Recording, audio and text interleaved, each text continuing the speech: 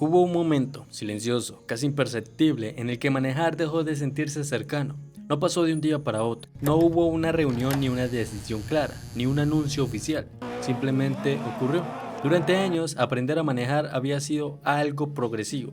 Torpe al principio, imperfecto, lleno de errores pequeños que enseñaban sin castigar. Pero con el tiempo, esa relación empezó a cambiar. Los autos se volvieron más rápidos, más serios, más exigentes. Cada nueva generación prometía control, seguridad, tecnología y cumplía.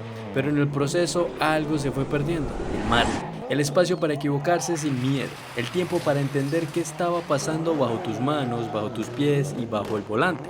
Para quienes ya sabían manejar, eso era progreso. Para el resto, para la gran mayoría, fue una barrera invisible. Personas sin formación, sin instructores, sin simuladores, gente común, la que aprendía en la calle, la que cometía errores reales en situaciones reales. Si entrabas mal a una curva, el auto no te explicaba por qué, reaccionaba, a veces con un susto, a veces con una corrección brusca, a veces con una advertencia que no sabías interpretar. El mensaje nunca se decía en voz alta, pero se sentía igual. Esto no es para cualquiera. La potencia crecía, los límites se alejaban. La conexión se diluía y manejar dejó de ser un diálogo y se convirtió en una prueba.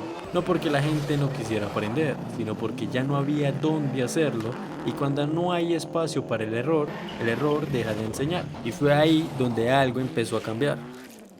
Porque el MX5 no cambió a la gente con un discurso, no convenció a nadie con cifras, no se volvió importante por imponerse. Se volvió importante por algo que pasaba una y otra vez cuando alguien lo manejaba, se equivocaba, entendía y lo volvía a intentar. No para ganar, sino para hacerlo mejor. Y cuando eso se repite lo suficiente, deja de ser una experiencia individual y se vuelve cultura. Y todo empezó en los lugares donde la mayoría de autos llegan para demostrar algo. Días de pista, un fin de semana donde la gente llevaba su propio auto, no para competir, sino para aprender, eventos pequeños, gente que iba con curiosidad y se quedaba por la vergüenza de descubrir que no sabía tanto como creía. Porque un MX5 no te humilla con potencia, te expone con claridad. Si frenas mal, lo sabes. Si entras pasado, lo sientes. Si intentas forzar una salida, te lo devuelve. No con violencia, sino con información. Y esa es una forma extraña de aprendizaje. No te hace sentir valiente, te obliga a ser preciso. Por eso, casi sin querer, el MX5 terminó en un lugar que no estaba en su plan original. Se volvió una autoescuela para adultos, no por ser lento, sino por ser legible. Y de esa legibilidad nació algo todavía más grande, Sped Miata.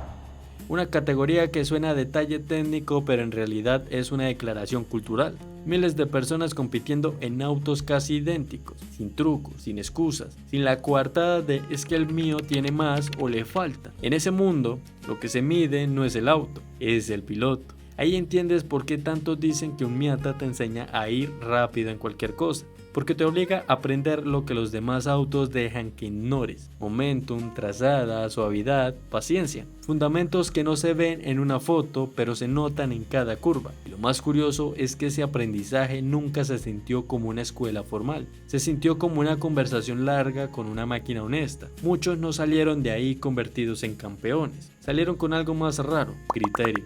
Con la capacidad de sentir cuando un auto te está ayudando y cuando te está reemplazando.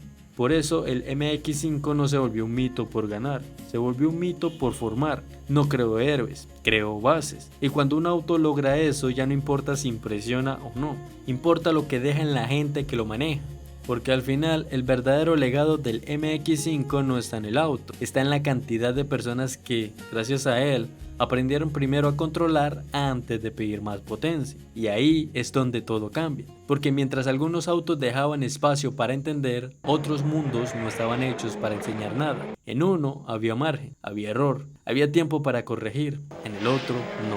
Ahí no existía el diálogo.